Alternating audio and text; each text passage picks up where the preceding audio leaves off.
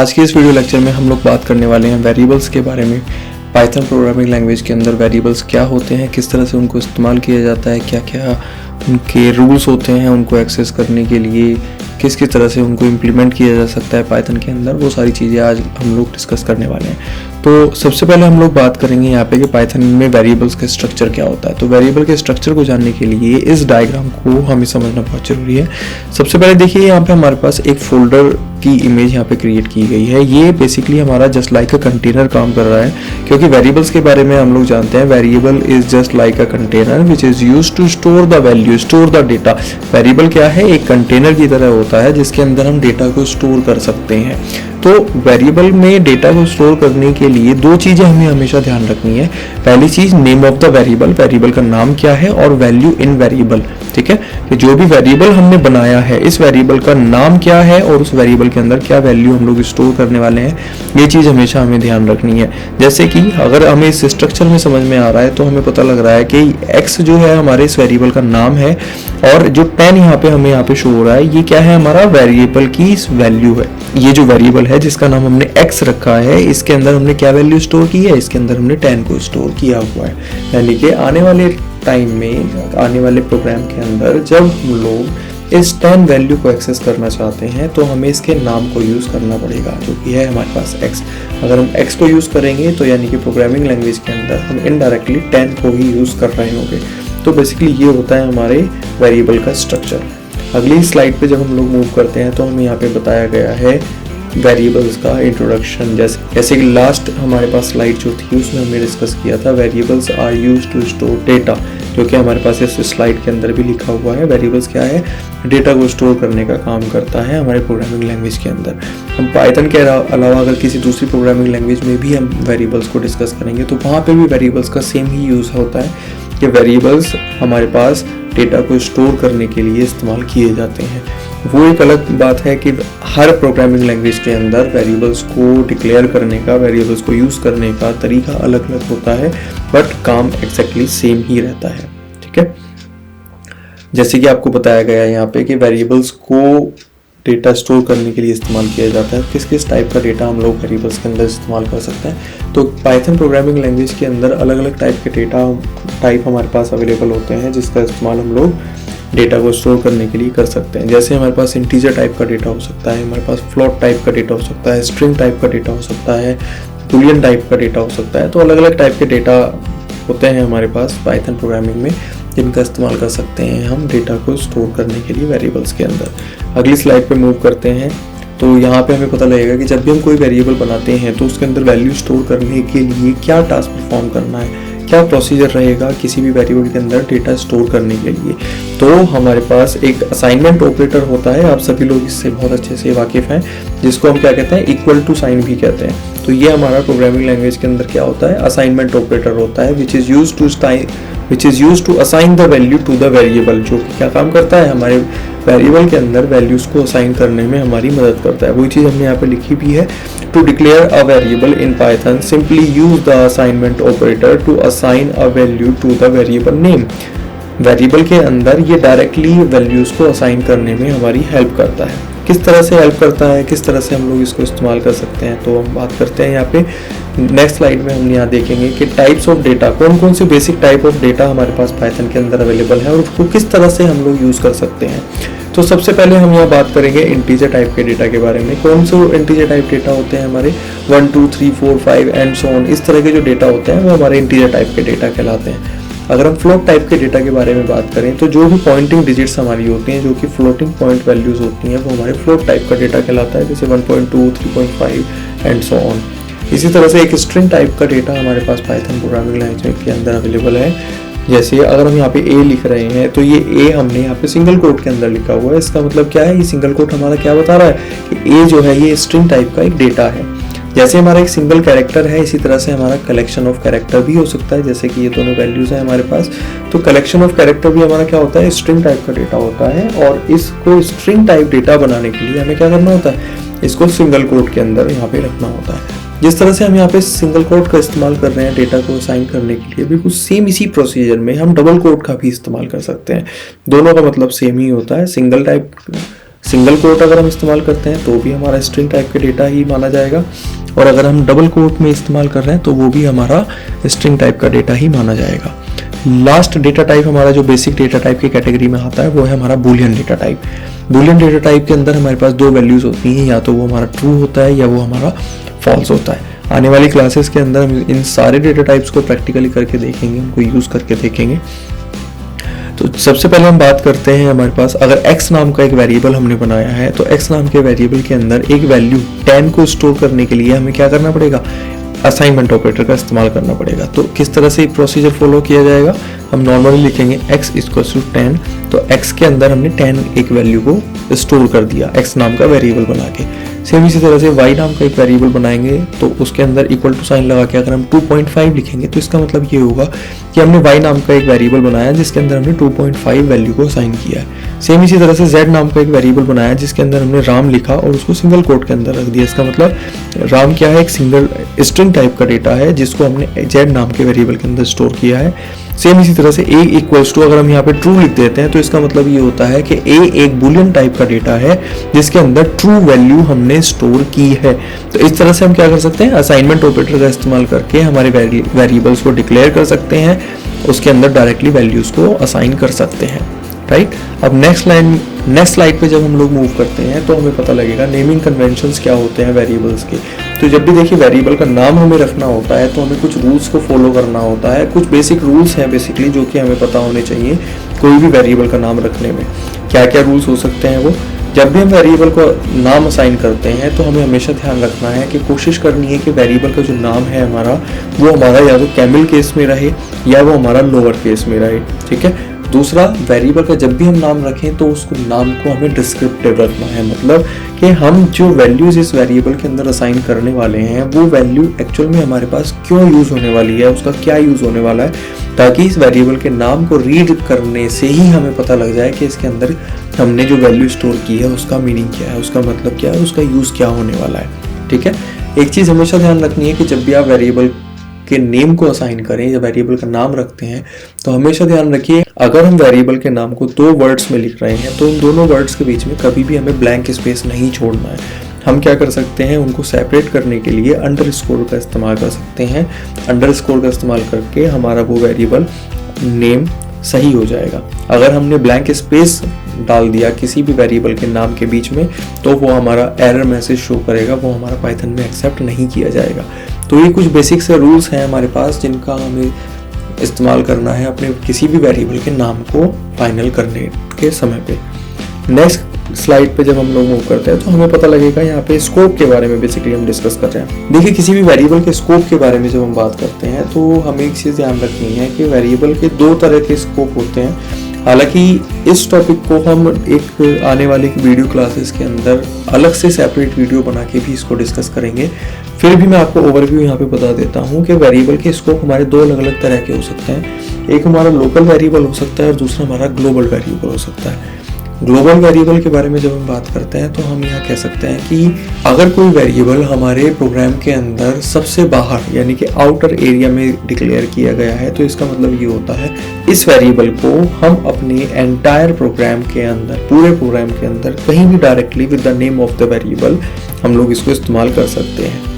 अगर हम local variable के बारे में बात करें तो ऐसा वेरिएबल जिसको हमने किसी पर्टिकुलर बॉडी के अंदर अगर डिक्लेयर किया है, जैसे कि आने वाली क्लासेस में हम लोग फंक्शंस के बारे में बात करेंगे, तो अगर किसी वेरिएबल को हम लोगों ने फंक्शन की बॉडी के अंदर डिक्लेयर किया है तो इसका मतलब ये होगा कि इस वेरिएबल को हम फंक्शन की बॉडी से बाहर यूज नहीं कर पाएंगे, उसको हमें फंक्शन की बॉडी के अंदर ही यूज करना पड़ेगा, ठीक है।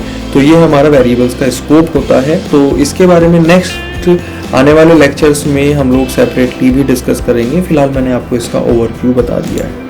नेक्स्ट स्लाइड पे जब हम मूव करते हैं तो हमें यहाँ पे पता लगेगा मैनिपुलेटिंग वेरिएबल्स, मतलब जब हमने वेरिएबल्स को बना भी दिया, वेरिएबल्स में असाइनमेंट ऑपरेटर का इस्तेमाल करके हमने वैल्यूज़ को स्टोर भी कर दिया, अब हम यहाँ पे बात करने वाले हैं कि वेरिएबल्स में अब हम क्या कर सकते हैं। आगे हम लोग इस वेरिएबल के अंदर मैनिपुलेशन किस तरह से करेंगे। तो देखिए मैनिपुलेशन करने के लिए हम लोग अरिथमेटिक ऑपरेटर्स का इस्तेमाल कर सकते हैं, हम लोग स्ट्रिंग कंकैटिनेशन का इस्तेमाल कर सकते हैं, हम लिस्ट मैनिपुलेशंस कर सकते हैं। इनको हम सेपरेटली अलग अलग क्लासेस के अंदर भी डिस्कस करेंगे। अरिथमेटिक ऑपरेशंस का मतलब मेरा यहाँ पे सिंपल सा ये है कि हम एडिशन, सब्ट्रैक्शन, मल्टीप्लिकेशन, डिवीज़न, इस तरह के टास्क हम लोग इसमें परफॉर्म कर पाएंगे। स्ट्रिंग कंकैटिनेशन का मतलब होता है कि दो अलग अलग स्ट्रिंग्स को एक दूसरे के साथ जोड़ देने को हम लोग स्ट्रिंग कंकैटिनेशन कहते हैं, तो वो काम भी हम लोग यहाँ पे कर सकते हैं। लिस्ट मैनिपुलेशन के अंदर, लिस्ट एक प्रॉपर हमारे पाइथन प्रोग्रामिंग लैंग्वेज के अंदर टॉपिक है, तो इसको हम एक सेपरेट प्रोग्रामिंग की एक सेपरेट वीडियो बना के इस पूरे टॉपिक को हम डीपली इसको डिस्कस भी करेंगे आने वाले लेक्चर्स के अंदर। फिलहाल हमारे पास आपको ये बता देते हैं कि हमारे लिस्ट के अंदर बहुत सारे प्री डिफाइंड फंक्शंस होते हैं जिनका इस्तेमाल करके हम लिस्ट मैनिपुलेशंस कर सकते हैं, ठीक है। तो ये हमारा मैनिपुलेशन है जो कि हम वेरिएबल्स में कर पाएंगे। तो अभी हम क्या करते हैं, अभी हम चलते हैं अपने प्रोग्रामिंग स्क्रीन के ऊपर और वहाँ पे हम लोग ये चेक करते हैं कि हमारे पास जो भी चीज़ें अभी हम लोगों ने डिस्कस की हैं वो सारी चीज़ें हम लोग कैसे इम्प्लीमेंट करेंगे। तो सबसे पहले हम लोग क्या करेंगे, सबसे पहले हमें पाइथन प्रोग्रामिंग के सॉफ्टवेयर को लॉन्च करना पड़ेगा। उसके लिए हम क्या करेंगे, स्टार्ट करके मेन मेन्यू पे जाएंगे और हमारा पाइथन के मॉड्यूल को ओपन करेंगे। तो जैसे ही हमारा पाइथन सॉफ्टवेयर स्टार्ट होता है तो यहाँ पे मैंने आपको जैसे कि लास्ट क्लास के अंदर बताया था, ये हमारी कोडिंग स्क्रीन है, हमारी आउटपुट स्क्रीन है। इस आउटपुट स्क्रीन के अंदर हम सिंगल लाइन को ही रन कर सकते हैं, बट अभी हमें क्या करना है, हमें फाइल पे जाना है। फाइल पे जाके न्यू फाइल पे हम क्लिक करेंगे तो देखिए यहाँ पे हमारी नई फाइल ओपन होके आ गई है। इनको हम थोड़ा सा सेपरेट अगर करना चाहें तो हम इनको सेपरेट करके अपने स्क्रीन पर एडजस्ट कर लेते हैं।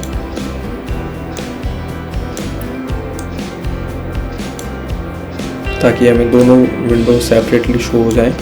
हाँ जी, देखिए अब हमने दोनों विंडोज़ को सेपरेटली सेट कर लिया है। अब हम यहाँ पे जैसे कि मैंने आपको बताया था कि हम लोग वेरिएबल्स के बारे में डिस्कस कर रहे थे, तो वेरिएबल के लिए सपोज मान लीजिए सबसे पहले मैंने लिखा x इक्वल्स टू 10। मैंने x नाम का एक वेरिएबल बनाया जिसके अंदर हमने असाइनमेंट ऑपरेटर का इस्तेमाल किया और 10 वैल्यू को स्टोर कर दिया।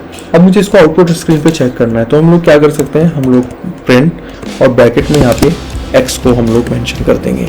तो अब इस प्रोग्राम को जैसे ही हम रन करेंगे तो हमें उम्मीद है कि हमारे पास 10 आउटपुट स्क्रीन पे आ जाना चाहिए, ठीक है। तो हम लोग क्या करेंगे, रन पे जाके रन मॉड्यूल पे क्लिक करेंगे। अभी हमसे कहेगा कि हमें अपने प्रोग्राम को सेव करना है, तो हम अपने प्रोग्राम को सेव कर देते हैं। किस नाम से, वेरिएबल के नाम से हम इस प्रोग्राम को सेव कर देते हैं। देखिए तो हमारा यहाँ पे 10 हमारा आउटपुट स्क्रीन पे शो हो चुका है, ठीक है। तो इस तरह से हम लोग क्या कर सकते हैं, इस तरह से हम लोग अपने प्रोग्राम को रन करके चेक कर सकते हैं कि हमारा वेरिएबल सक्सेसफुली बना है या नहीं बना है। सेम इसी तरह से अगर मैं यहाँ पे y is equals to 1.5, right, और हम यहाँ पे अब x की जगह क्या कर देते हैं, हम यहाँ पे x की जगह y लिख देते हैं। अब देखते हैं हमारे प्रोग्राम की आउटपुट क्या आती है। तो देखिए इस बार हमारे प्रोग्राम की आउटपुट क्या आई है, हमारे पास आ गया 1.5 आउटपुट स्क्रीन पे, ठीक है। सेम इसी तरह से अब हम एक और वेरिएबल ले लेते हैं, z इज इक्वल्स टू, हम यहाँ पे इस बार डबल कोट का यूज़ कर रहे हैं और हमने यहाँ लिख दिया राम। प्रोग्राम को अगेन हम लोग रन करते हैं, सेव करते हैं और देखिए यहाँ पे मेरा 1.5 आ रहा है। 1.5 मेरा यहाँ पे क्यों आ रहा है, क्योंकि मैंने z नाम से वेरिएबल तो बना लिया, लेकिन प्रिंट के अंदर हमने यहाँ पे y ही लिखा हुआ है, यहाँ पे हमने z करना पड़ेगा।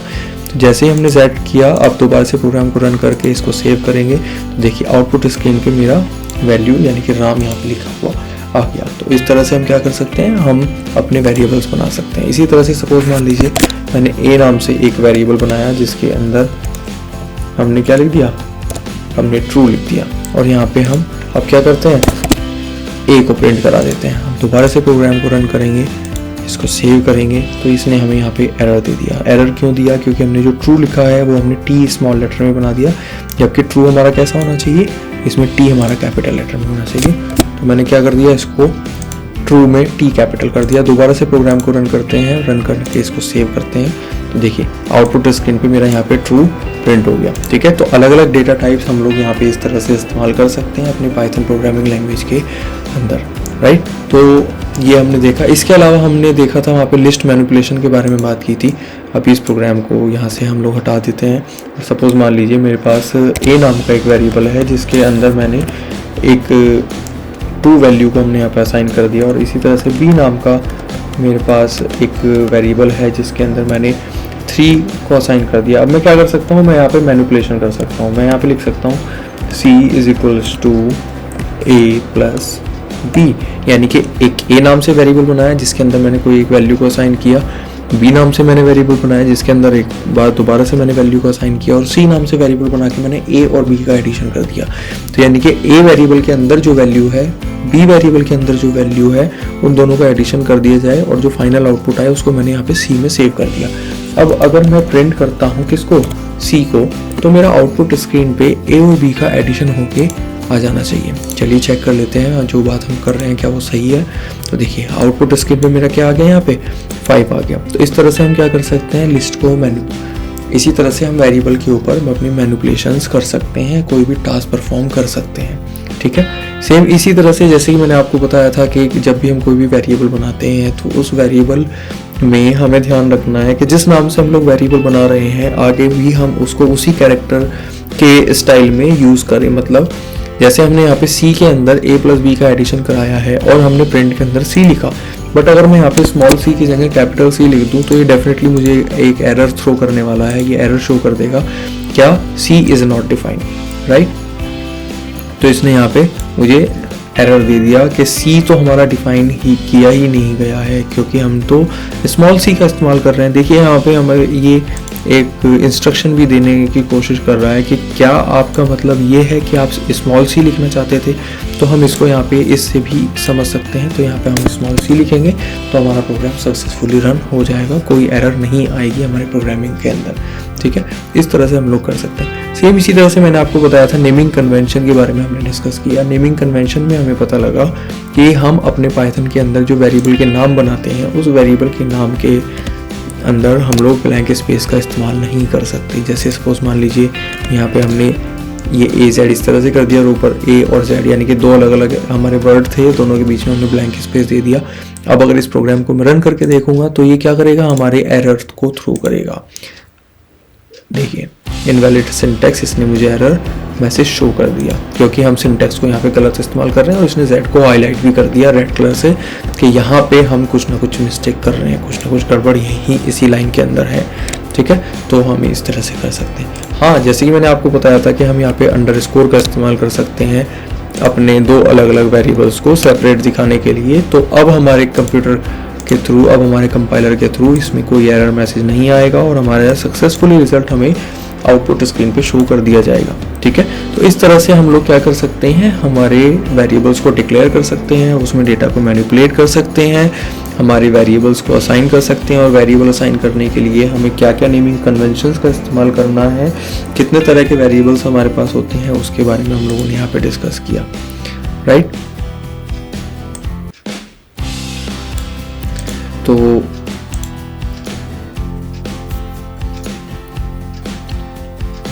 प्रैक्टिकल क्लास के अंदर हम लोगों ने ये सारी चीज़ों को देखा जो कि हम लोगों ने अभी डिस्कस किया था। अभी हम कंक्लूजन की तरफ चलते हैं। कंक्लूजन में हम लोग देखते हैं हम लोगों ने क्या क्या चेक कर लिया। हमने वेरिएबल्स का स्ट्रक्चर समझ लिया, वेरिएबल किस तरह से डिक्लेयर करते हैं वो हमने बात कर लिया, हमने नेमिंग कन्वेंशंस को देख लिया। इसके अलावा हमने स्कोप के बारे में बात की कि वेरिएबल का स्कोप क्या होता है, उसकी लाइफ टाइम क्या होता है। लाइफ टाइम का बेसिकली मतलब यही है कि वेरिएबल हमारा कहाँ से कहाँ तक एक्सेस किया जा सकता है। और साथ में हमने क्या किया, हमने मैनिपुलेशंस को करना सीखा हमारे वेरिएबल्स के अंदर, किस तरह से हम एडिशन, सब्ट्रैक्शन, मल्टीप्लिकेशन, डिवीजन, इस तरह की कोई भी टास्क हम लोग परफॉर्म कर सकते हैं। तो ये सारी चीज़ें हम लोगों ने यहाँ पे डिस्कस की। तो थैंक यू सो मच। आज के वीडियो लेक्चर में हम लोग इतना ही रखते हैं। तो आज का आप लोगों के लिए टास्क यही रहेगा कि आप लोग अपने कंप्यूटर सिस्टम में, चाहे आपके पास लैपटॉप है, डेस्कटॉप है, उसमें पाइथन के प्रोग्राम्स को रन करके देखें जो चीज़ें हम लोगों ने डिस्कस की। अगर आपको कोई भी डाउट या कन्फ्यूज़न है तो आप इस वीडियो को दोबारा से पीछे बैक जाके दोबारा से इसको देख सकते हैं और इसको दोबारा से समझने की कोशिश कर सकते हैं। फिर भी अगर कोई डाउट या कन्फ्यूज़न है या आपके कंप्यूटर सिस्टम में किसी प्रोग्राम को रन करने में किसी तरह की कोई एरर आ रही है जो कि आपसे सॉल्व नहीं हो रही है, तो आप नीचे दिए गए कमेंट बॉक्स के अंदर अपना उस एरर को या अपना कोई भी मैसेज या कोई भी क्वेरी आप लोग लिख के हमें शेयर कर सकते हैं। I will definitely reply to you as soon as possible. तो आप लोग अपने कंप्यूटर सिस्टम में, जैसे मैंने प्रीवियस क्लास में आपको सिखा दिया था कि आप लोग पाइथन कैसे डाउनलोड कर सकते हैं, उसको इंस्टॉल कर सकते हैं। आज की क्लास के अंदर हमने देखा कि हम किस तरह से वेरिएबल्स बना सकते हैं, किस तरह से डिक्लेयर कर सकते हैं वेरिएबल्स को, और किस तरह से उनमें डेटा को स्टोर करा के उसमें मैनिपुलेशन कर सकते हैं। तो इतना काम हमने आज तक की वीडियो लेक्चर्स में देख लिया, ठीक है। तो ये सब टास्क आप लोग अपने कंप्यूटर में एक बार परफॉर्म करके देख लीजिए। बाकी नेक्स्ट वीडियो लेक्चर के लिए आप लोग वेट कीजिए, एज सुन एज पॉसिबल आपको नेक्स्ट वीडियो लेक्चर भी मिल जाएगा।